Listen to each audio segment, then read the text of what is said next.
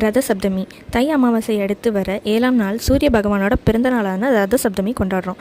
இந்த நாளில் இருந்து 7 குதிரைகள் பூட்டிய தன் ரதத்தில் சூரிய பகவான் வடக்கு நோக்கி பயணம் பண்ணுறது தான் உத்தராயண காலம்னு சொல்கிறோம்.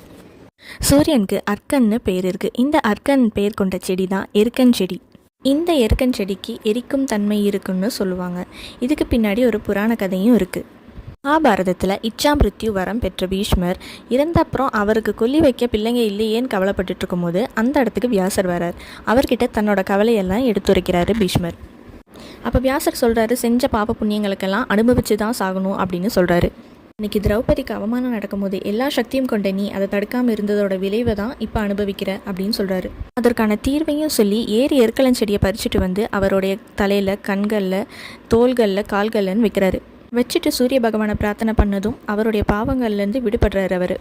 இது போல் நம்மளும் தெரிஞ்சு தெரியாமல் செஞ்ச தவறுகள்லேருந்து முக்தி பெற சூரிய பகவானை இந்த நாளில் பிரார்த்தனை பண்ணிக்கலாம்.